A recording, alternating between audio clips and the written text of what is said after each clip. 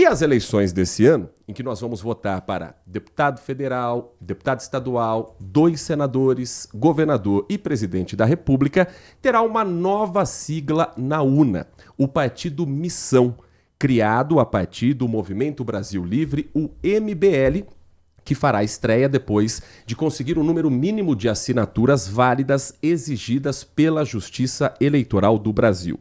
O Partido Missão, que tem como um dos fundadores, e hoje presidente, Renan Santos, líder também do MBL e já colocado como um nome para pré-candidatura à presidência da República. Renan Santos é o nosso convidado presente aqui nos estúdios da Rádio Bandeirantes Campinas. Renan, obrigado pela sua atenção com o nosso ouvinte, é um prazer recebê-lo aqui no Grupo Bandeirantes. Um grande prazer estar aqui, uma honra. Já estive rodando a região anteriormente, e aqui inclusive na Band eu já vim como militante, agora vim como pré-candidato, tá de terno e tal, já é uma vida completamente nova, mas é sempre um prazer e uma honra. O Partido Missão se torna o 30º partido no Brasil. O que é que vocês têm de diferente para oferecer em relação aos outros 29 que o eleitor já conhece? De maneira muito clara, a começar pelo fato de a gente ser um partido e os outros não. Na verdade, a definição de partido é você defender um conjunto de ideias perante uma sociedade e você o fazer de maneira clara. Os partidos brasileiros não são partidos porque eles não defendem ideias. Se você fizer uma gincana agora com quem está nos assistindo, fala a diferença do MDB pro PSD, pro Republicanos, pro PSDB, pro Podemos, ninguém vai achar. Simplesmente porque eles são partidos iguais, eles são legendas. Então, de fato, o Brasil tem umas 27 legendas, que são basicamente documentos em cartório que garantem que você pode ou não pode participar de uma eleição. O PT é um partido que eu discordo e que eu combato. É um inimigo, claro, mas ele é um partido. Ele defende as ideias dele, mesmo quando ele perde voto com isso. O PSOL, de extrema esquerda, também é um partido. E a Missão é um partido à direita. Então, isso já nos diferencia porque nós somos o único partido que foi criado para ser um partido.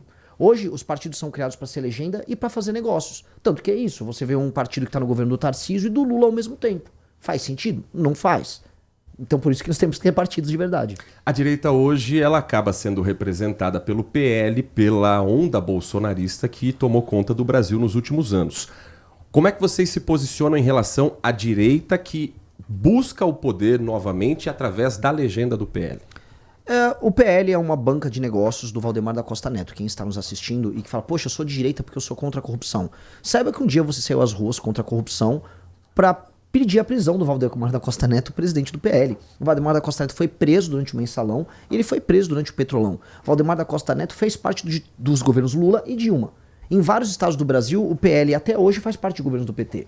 Então achar que o PL... O PL não é nada, o PL é uma legenda de um cara que é criminoso e que ganha dinheiro com política. Agora ele está ganhando dinheiro usando os bolsonaristas. Antigamente ele ganhava dinheiro, por exemplo, estando no governo da Dilma e atuando de maneira criminosa na área de transportes. O Valdemar da Costa Neto era famoso por isso. Então, o PL só é um depósito em que bolsonaristas concorrem, dão dinheiro pro Valdemar através do fundo partidário eleitoral, fazem aquele barulho deles e perdem pro PT. É basicamente isso. Nath Luquezzi, Renan Santos, presidente do Partido Missão, pré-candidato à presidência da República, nosso convidado hoje no Manhã Bandeirantes. Muito bom dia. No início da conversa o senhor até brincou, né, dessa transição entre um militante e agora um pré-candidato à presidência do Brasil. Quais são os desafios em trazer para a população essa imagem agora de pré-candidato? Como foi essa transição e o que você trabalhou dessa imagem até então? Olha, essa é uma pergunta muito pessoal, porque pra mim é difícil eu ter que andar de terno. Eu sou uma pessoa que trabalha num escritório que mais parece uma startup de tecnologia. Uma empresa jovem, muita gente trabalhando, gente criando conteúdo, atuando com as pessoas. E eu sempre fui uma pessoa criativa. Eu sempre gostei de criar coisas. E eu nunca gostei da rigidez de estar arrumado e tal, mas hoje as pessoas querem. Eu não posso... Se eu não mudar, eu vou desrespeitar uma posição que é muito importante para as pessoas, que é ser um presidente da República. Então eu preciso mudar como pessoa também e eu me alterei. Agora, nesse sentido, ser responsável e apresentar projetos responsáveis para o Brasil, a gente já fazia. A gente já fazia com uma cara jovem. Então, por exemplo, o deputado federal Kim Kataguiri, que é do nosso movimento, ele aprovou ontem no Senado um projeto que aumenta penas para furto, roubo e receptação. Ele é o deputado federal mais produtivo do Brasil, de longe o mais produtivo aqui de São Paulo. O nosso movimento ele foi responsável pelo impeachment de Dilma Rousseff, sim, mas nosso movimento já formou lideranças que passaram reformas ligadas à área da Previdência, mudança em legislação penal no Brasil como um todo, mudanças em leis fiscais, ou seja, a gente sempre atua de maneira responsável com uma linguagem, com um estilo jovem. Agora isso tem que se alterar, agora é um novo momento. Eu, por exemplo, tenho mais de 40 anos, também não tenho que ficar dando, né, com o cabelo desgrenhado, meio loucão, como eu era quando eu era mais jovem. Então, é um processo natural. O que eu não posso perder, porém, é o espírito de indignação jovem. Do tipo, eu ver algo errado e eu ficar passivo com isso. Hoje, na política, todo mundo é absolutamente cínico. E ensinam pra você no Brasil que pra você amadurecer, você precisa ficar cínico. Então você vê algo de errado, é parte do jogo, eu vou me adaptar. Eu não vou perder isso. Eu vou ser o mesmo cara que quando foi fazer política contra o PT na faculdade com 20 anos, ficava pistola, ficava bravo. Eu sou esse mesmo cara, só que agora eu não vou falar palavrões. Essa acho que é a diferença. A pesquisa ontem divulgada pelo Instituto Real Time Big Data mostra um cenário de hoje, do mês de março, início do mês de março, da preferência do eleitorado para as eleições 2026. O atual presidente Lula registra 39% de intenções de votos, o senador Flávio Bolsonaro do PL 32%, na sequência vem, em um dos cenários, Ratinho Júnior do PSD com 9%, Romeu Zema do Partido Novo com 2%, Aldo Rebelo e Renan Santos do Missão com 2%. Como fazer esse número crescer com um partido novo, sem tempo de televisão e com os desafios diante de adversários que, de um lado, o atual presidente com a máquina na mão, do outro, um senador que tem o sobrenome Bolsonaro para estampar na urna? Olha, primeiro, assim, eu não concordo com a metodologia do Real Time Big Data. Então ela não consegue captar os nossos eleitores. Eu já até enviei para o Instituto minhas críticas. Eu gosto muito mais do Instituto Atlas, que tem um tipo de sondagem que foi a mais precisa, não só nas eleições americanas, nas eleições argentinas, nas eleições chilenas e nas eleições brasileiras de 22. Nessa pesquisa eu já figuro com 3,5%, quase 4% uma parte dos cenários. Mas em ambos os casos, eu estou falando de um cara, eu no caso, que veio do mais absoluto nada, que está fazendo pré-campanha como pré-candidato a presidente há 3 meses, que sou, vamos dizer, um dos menos conhecidos do meu próprio movimento, e mesmo assim eu já empatei na Real Time Big Data, para usar a pesquisa que você colocou de referência, com o governador de Minas. Né? Então, isso significa um potencial grande, dado que eu sou, de longe, o mais desconhecido. Dentre todos esses nomes, tirando Flávio e Lula, eu sou aquele que pode acelerar mais e crescer mais, porque meu desconhecimento é muito grande. Tanto que, né, aí eu puxando para a pesquisa Atlas, quando eu rodei no Nordeste, eu saí de 4,1% na região Nordeste que eu tinha para 5,5% no Nordeste. Ou seja, onde eu vou, eu consigo convencer as pessoas trazendo argumentos muito diferentes do que elas estão acostumadas a ouvir. Nossa argumentação vai... Por mais que estejamos à direita, a gente não fica falando aquelas mesmas besteiras da direita. A direita perde muito tempo com besteira. E nós somos coisas que são concretas, que impactam a vida das pessoas. Segurança, educação, saúde, grana, emprego, injustiças, corrupção. Então, o fato de a gente encarar assim, a gente mostra uma forma diferente de abordar os problemas que importam e permite que a gente cresça. No Brasil polarizado, dá tempo de trabalhar uma terceira via até outubro? Olha, se eu tivesse milhões na conta, com certeza eu daria tempo. Com certeza eu diria pra você, já estou no segundo turno. Porque onde eu vou, eu convenço eleitores do Flávio Bolsonaro, no Nordeste eu convenci eleitores do Lula. Só que eu não tenho jatinho. Tava agora aquele Nicolas Ferreira viajando de jatinho lá pelo Brasil. É do Vorcaro, não é? No fundo ele tava de jatinho. Eu vou rodar de carro. Na verdade eu estou rodando. Eu rodei de Natal, capital do Rio Grande do Norte, até Fortaleza, capital do Ceará, de carro. Andei quase 1.000 quilômetros passando pelas cidades do interior. É um tipo de campanha extenuante de quem não dispõe de dinheiro, justamente porque o partido nosso, ele é muito novo, nós não temos grandes empresários por trás, mas onde nós vamos, nós convencemos. Eu voltei agora de Juiz de Fora, a gente foi fazer uma ação no fim de semana de Juiz de Fora, eu voltei de ônibus. Então, vai ser assim. Se isso vai dar tempo até o fim, aí vai dar quantidade de trabalho que eu vou colocar. Eu vou trabalhar muito mais do que os meus adversários diretos. O que eu sei é, se eu chegar a 10% até o final de julho, eu ganho essa eleição. Porque com 10% eu abro a campanha. Aí quando eu for na Band, no debate, que é o primeiro, tocando que é a música da democracia, no fundo. Quando eu for lá naquele debate, eu já vou subir de 10 para 15, eu vou acabar com eles no debate. E aí eu ultrapasso o Flávio Bolsonaro e eu pego o Lula no segundo turno. Então eu tenho uma corrida quanto tempo? Eu realmente tenho até julho para sair de 2, 3 ou 4%, variando com as pesquisas, até 10%. Se eu chegar a 10%, às vésperas da eleição, aí é bom o Flávio Bolsonaro já se segurar, é bom o Lula preparar o marqueteiro que eu vou pegar esse cara no segundo turno.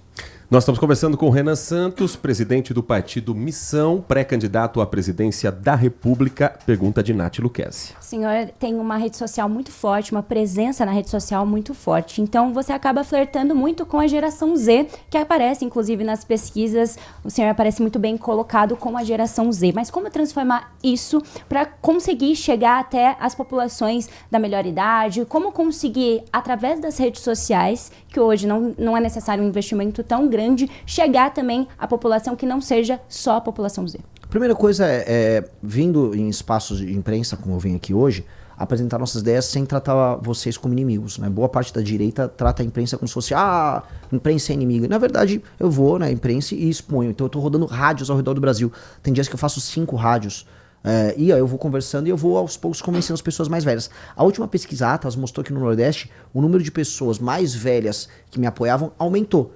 Por quê? Porque eu rodei e fiz rádios basicamente 2 estados inteiros, né? Eu fiz as maiores cidades do interior do Rio Grande do Norte e do Ceará através de mídia tradicional.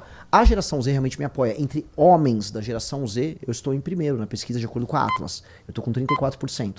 Aí quando é homens e mulheres, aí eu caio para 22%, mas já é um número muito alto. Eu estou em segundo, empatado com o Flávio Bolsonaro. Nesse sentido, também há uma energia que os mais novos têm de convencer seus amigos, familiares e de ir subindo a escala etária passo a passo. E como eles têm muita energia, eu acho que isso vai acontecer. O Milei na Argentina começou com esse mesmo público, o Trump começou com esse público, para falar um cara à esquerda, o Mandame em Nova York começou com esse público e o Bolsonaro começou com esse público. Então é um ótimo público para começar. E aí vamos trabalhar com ele, né? Vamos trabalhar com quem nós temos primeiro. Renan, a direita bolsonarista ela é ligada de maneira umbilical às igrejas evangélicas no Brasil. E claro que isso representa uma votação massiva, importante, significativa. Como é que você pretende ter esse diálogo com o público evangélico, com o eleitor que hoje está apoiando o Bolsonaro, apoiando o Silas Malafaia e que não vai votar no Lula em hipótese alguma? Você consegue, de alguma forma, trazer esse eleitor sem ter essa relação umbilical que o bolsonarismo tem com o eleitor evangélico? Eu acho que sim. Eu acompanhei as eleições de 2018 de perto e o Bolsonaro ele cresceu no universo evangélico sem precisar ter conexões com o universo evangélico, com os cabeças. Houve um momento que o Flávio Rocha, que ele era o empresário da Riachuelo, que eu era próximo dele, tinha, vamos dizer, planos de construir junto com as principais lideranças evangélicas, mas elas não conseguiram nem controlar o próprio eleitor, porque o eleitor foi atrás de uma outra opção que era o Bolsonaro à época. Hoje, quando você pega nas pesquisas e vê a parte de religião, realmente os evangélicos gostam bastante de mim também. Sem eu precisar ficar fingindo coisas. Tem uma simulação, o Bolsonaro é evangélico? Não. O Bolsonaro é católico? Não. Ele só fala que ele sou cristão. Ele joga lá que ele é cristão de maneira genérica. Eu sou católico, mas eu cuido de uma agenda que é de interesse dos evangélicos no Brasil. Em muitos termos. E eles vão concordar comigo em muitos termos. O que eu não vou fazer, e que pra mim gera respeito, eu não vou fazer o que a esquerda fez com o Lula naquele carnaval ridículo de fazer piada com pessoas conservadoras, com aquela lata de conserva lá, um negócio de mau gosto. Ao mesmo tempo eu não vou ser condescendente com pastor pilantra. E aí eu vou dar um exemplo. Tem pastor que está envolvido no escândalo do Banco Master. Tem uma das igrejas que inclusive aquele Nicolas frequenta aquela igreja na Lagoinha, nada contra os fiéis. Mas o chefe da Lagoinha, que é o André Valadão, está ligado aos 2 homens que foram presos hoje, o Vorká e o Zettel. Eu vou falar. E eu vou alertar o pessoal da comunidade deles. Olha, suas lideranças estão erradas. Eu acho que as pessoas conscientes, que não querem ser tratados como bicho, essas pessoas vão falar, não, esse cara me trata como alguém que merece ser respeitado, ele está me alertando. Então eu vou fazer isso. Eu não vou tratar uma pessoa que é evangélica como um imbecil. E tanto a esquerda trata ele como um imbecil porque o demoniza, quanto a direita trata o imbecil porque trata como massa de manobra. Eu não vou fazer isso. Um dos seus projetos é a desfavelização. E a gente sabe que dentro da favela é onde nasce a nossa identidade cultural. Como você pretende fazer isso sem que a identidade cultural do nosso povo seja acabada? Olha, eu discordo peremptoriamente de que a nossa identidade cultural nasce da favela. E se nasce algo em termos culturais da favela, esse algo ele precisa ser profundamente alterado. Por mais que a gente romantize, tipo, o Cartola. Eu adoro o Cartola. O Cartola veio da favela no Rio de Janeiro, um grande poeta. Pois bem, a existência do Cartola justifica a existência de um arranjo urbanístico em que milhões de pessoas vivem sem esgoto, controlados pelo crime organizado? Não. Mas eu tenho certeza que se houvesse um bairro bom, o Cartola existiria ali e ia fazer arte de qualidade. Hoje a arte, vamos dizer, a arte de massa que surge da favela não é o Cartola. A arte de massa é o MC Pose do Rodo, é o Oruan. é gente que produz música que tece loas ao crime organizado e que defende, na prática, vamos dizer, uma objetificação da mulher tão humilhante, a mulher como um pedaço de carne, uma mulher como um ser submetido ao crime, que é um desrespeito à mulher, ao pai, à mãe que tá ali. Então, a cultura da favela, eu defendo não apenas que a favela como esse arranjo urbanístico, mas a cultura da favela precisa ser profundamente alterada. Hoje, né, se eu fosse ser um esquerdista, o esquerdista diz que é o seguinte: a cultura serve para justificar as relações materiais. E eu vou me comportar agora como um esquerdista no sentido de dizer, a cultura que sai da favela, ela serve para justificar o sistema de relações em que o crime manda nas pessoas. Um cantor como o Poço do Rodo, que diz que todos os homens vão sair com todas as mulheres aí, com as meninas naquele bairro, menores de idade inclusive, porque eles têm armas, que é o que eles cantam naqueles bailes, justificam a ascendência, a liderança que os criminosos têm naquela comunidade e o terror que eles geram. Portanto, nós temos um programa claro para desfavelizar o Brasil. São 900 bilhões de reais para a gente acabar com esse modelo arquitetônico e urbanístico fracassado e que gera pobreza e que reflete pobreza, que é a favela. Só que nós temos que tornar também a favela um lugar que crie uma cultura de confiança, uma cultura em que as pessoas cuidem do seu bairro, que as pessoas se sintam protegidas e parte do Estado brasileiro. Hoje, por exemplo, essa cultura da favela, ela gera, por exemplo, a gravidez na adolescência desproporcionalmente mais alta lá. Então, essa cultura está sendo boa para as mulheres que moram na favela? Essa cultura está sendo boa para o menino que quer estudar e que mora na favela? Não. Então, o nosso ataque à favela como instituição é ataque a um modelo também cultural. Por isso que eu discordo de você nesse elemento. Há coisas boas que surgiram dali, mas eu tenho certeza que essas pessoas talentosas que estavam ali poderiam criar isso em outro modelo, num bairro. Vou dar um exemplo. O samba em São Paulo, ele não surgiu da favela. Você tinha os curtis, o samba, o Adoniran Barbosa. Mas o Vai tem quase 100 anos vindo de um quilombo, que é o Quilombo Saracura. O quilombo não é uma favela. O quilombo é um quilombo, a favela é uma favela. A Bela Vista é uma favela. A região da Bela Vista é uma favela, um bairro pobre, mas não é uma favela. Favela é uma coisa diferente. Favela é favela. Eu tô falando o Adoniran Barbosa, se eu pegar a origem do samba em São Paulo, não era favela, era bairro pobre. É diferente de uma favela. O que eu quero dizer é, você justificar a criação da cultura através de um arranjo social muito ruim não é bom. Não é bom nem para quem cria cultura e nem para quem mora naquele lugar. Isso vale para música sertaneja, que também expõe a mulher da mesma forma, que também sexualiza adolescentes e fala sobre bebida alcoólica? Eu não acho que a música sertaneja ela faça isso na mesma intensidade do que o MC Pose do Rodo. E eu também não acho que a música sertaneja seja utilizada para justificar o crime organizado. Crime organizado, hoje você tem os MCs que fazem isso. Mas o crime organizado está na Faria Lima também, né, candidato? O crime organizado está na Faria Lima através da REAG, que é ligada ao PCC, pra gente dar bem os nomes aos bois. E eles têm que ser presos. Agora, eu não sei se tem um cantor sertanejo que está defendendo a REAG. Se me mostrar, eu vou pedir a prisão de todos eles. Eu adoraria pedir... olha só, eu gosto mais de samba do que boa parte do sertanejo. Mas não é resumir muito a cultura da favela a um MC apenas, a um tipo de cultura? Porque, por exemplo, a Mangueira do Cartola continua fazendo cultura. A Mangueira do Cartola continua fazendo cultura. Dito isso, a Mangueira trabalha para bicheiro também, que é ligado ao crime organizado. Até aí, o Carnaval do Rio de Janeiro é ligado a bicheiro. E eu também não vou justificar a existência das favelas por causa da existência da Mangueira. O problema que a gente vai sempre incorrer é, como há um estado paralelo que se instala nas favelas, todas as expressões culturais vão terminar, no fim do dia, ligados à expressão do crime, que é uma expressão de poder. E há, no final do dia, uma romantização. Houve agora uma ótima série da Globo lá, o Vale que é Escrito. Uhum. As pessoas saíram romantizando, pô, o bicheiro é o nosso gangster italiano. Pô, o bicheiro é um criminoso. No final do dia, estamos falando do bicheiro que contratou o Adriano da Nóbrega, o miliciano, para assaltar adversários dele, para matar adversários dele. Então, este tipo de modelo cultural não pode, vamos dizer, ser utilizado como muleta para a manutenção de um modelo político, que é o modelo do crime que se instala nas favelas, que faz mal para as pessoas. Então, isso tem que ser desconstruído.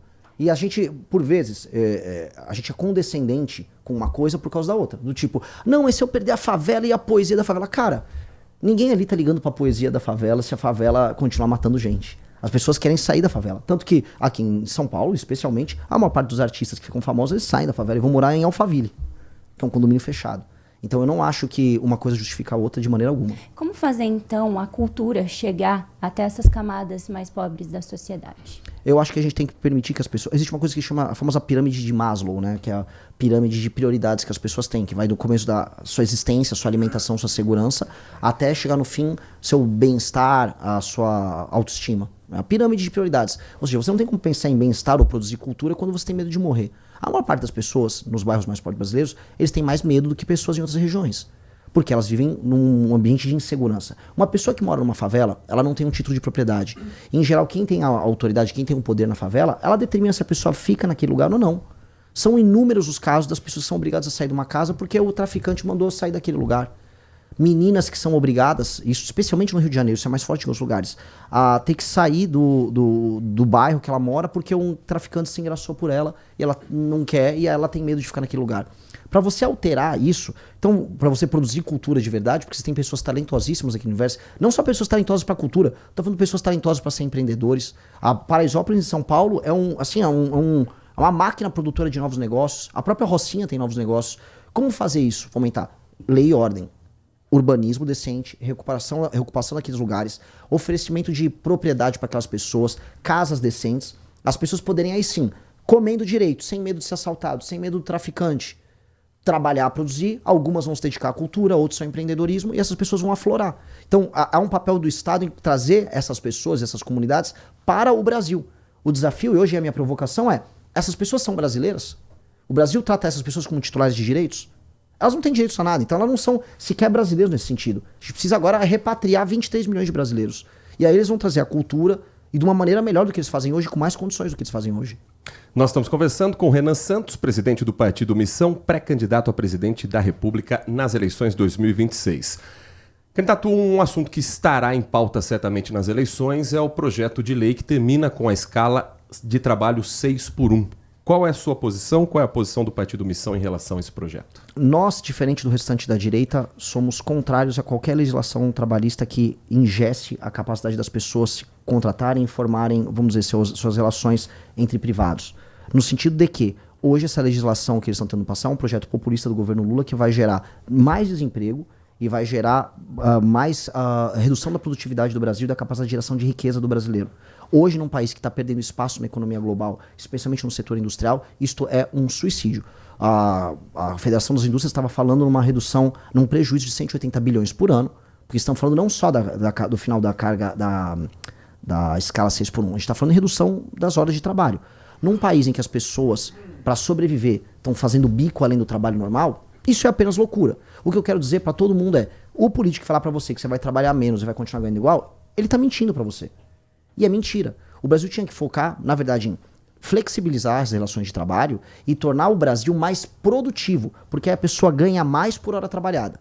Outra coisa que o Brasil devia fazer é parar de gastar tanto com custeio e fazer com que um dos gargalos de tempo que os políticos não gostam de falar se reduza. Qual é o gargalo de tempo? É o gargalo de transporte. A pessoa que mais sofre na escala 6x1 é a pessoa que mora numa periferia de uma grande cidade e tem que gastar 2, 3 horas num ônibus ou num metrô para ir chegar no seu emprego, que é em geral no serviço, no comércio, e não é num grande contratante. Quem contrata a pessoa em geral na escala 6x1 é o pequeno comerciante que já paga taxas de juros altíssimas, que já está quase quebrado, está no gargalo. Esse comerciante, essa pessoa que se desloca até o comerciante, ela gasta muito tempo através de um sistema viário falido, porque o país tem incapacidade de investir em infraestrutura.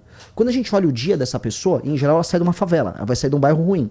Essa pessoa, ela é ferida, ela sofre um dano na vida dela por todos os outros erros do Estado brasileiro. E dizer que é apenas essa escala que é o problema, é apenas apontar, vamos dizer, a ponta do iceberg para falar que o problema é isso. Isso é ilusão. Isso é mentir para as pessoas.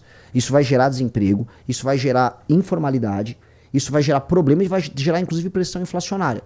O Brasil não tem nada a ganhar com essa mentira, que é uma mentira populista, que vai passar em ano eleitoral. E vou falar para você, até profetizar aqui, para usar um termo engraçado, que vai passar com o apoio da direita. Porque a direita não tem coragem de vir para o debate público. A gente falou do PL agora há pouco. Os deputados do PL não vão falar desse assunto? Os deputados do PL votaram a favor do Vale Gás do Lula, que é uma política populista em ano eleitoral do Lula. Eu vou falar. Ah, mas você vai perder voto com isso. Eu prefiro perder voto sendo honesto do que ficar mentindo para as pessoas. Eu não vou vir aqui na rádio mentir para vocês. Então vou falar, minha posição é contrária sobre isso. O Kim Kataguiri, que é nosso deputado, vai votar contra isso, vai mostrar que as pessoas estão sendo enganadas por isso. E que tem outras maneiras das pessoas ganharem mais dinheiro e viverem melhor. E não é que eu defendo a escala 6x1. Eu sou defendendo, não quero que as pessoas trabalhem 7 dias por semana. É que as pessoas estão tendo que trabalhar 7 dias por semana porque as pessoas estão vivendo mal, os produtos estão caros e a hora delas, a hora de trabalho delas está valendo pouco. Tem uma razão disso acontecer. Tem uma razão do 30%, 40% do que elas consomem no mês, do produto que elas compram, ser imposto. É aí que ela tem que trabalhar mais. Se 15% fosse imposto, ela não precisava trabalhar tanto. Então, tem um problema muito claro e a gente só está fingindo que o problema é a hora de trabalho do empresário malvado. Isso é mentira. No caso de educação, quais são os projetos que o senhor pensa em implementar? Se existe alguma lacuna, algo que você queira, já desde o início do mandato, tentar encabeçar? Duas coisas. A gente investe mais no ensino superior do que ensino básico. E não dá. É como você construir a casa pelo telhado e não pela fundação. Então a gente tem que focar muito no ensino básico. E em uma coisa bem clara, a gente tem que pegar experiências de sucesso. O Mississippi, o estado nos Estados Unidos, tinha uma das piores educações dos Estados Unidos. Muita gente usava argumentos racistas. Não, a população lá, não sei... O que o governo do Mississippi, acho que 6 anos atrás começou a fazer? Investiu no método fônico, o bom velho método fônico de você aprender de maneira clássica, como todo mundo faz. Usaram o método fônico e trabalharam de maneira muito rígida para que a escola formasse até os seus 10, 11 anos de idade um aluno, que o aluno soubesse ler, escrever e falar e recitar de maneira perfeita. Ao adotar esse método fônico e fazer o famoso de volta ao básico, voltar para a base, eles começaram a fazer alunos que tinham uma base muito sólida. E aí quando eles começaram a prestar as provas comparativas entre os estados americanos, o Mississippi saltou para os 3 melhores lugares dos Estados Unidos como um todo. O famoso fazer o básico. O problema do Brasil é que a gente não está fazendo o básico. O novo ensino médio, que inclusive a gente chegou a apoiar como uma ideia boa, não deu certo. Os professores não estão conseguindo atender uma demanda. Os professores estão... vou ter uma matéria nova aqui, o aluno vai escolher. O aluno sai mal formado sem escrever e ler direito no ensino básico e vai para o ensino médio que não funciona. Então nós vamos voltar tudo para o básico.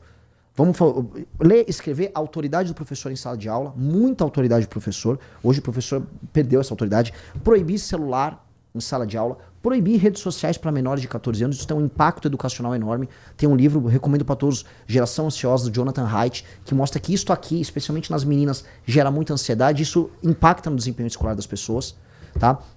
Ter políticas de desempenho voltado para a educação. Então, as escolas que estão tendo desempenhos melhores nos provões, o Saeb é um deles, mas a gente tem que instituir mais provões todos os anos, recebem mais dinheiro, e os diretores das escolas que têm desempenho pior são substituídos.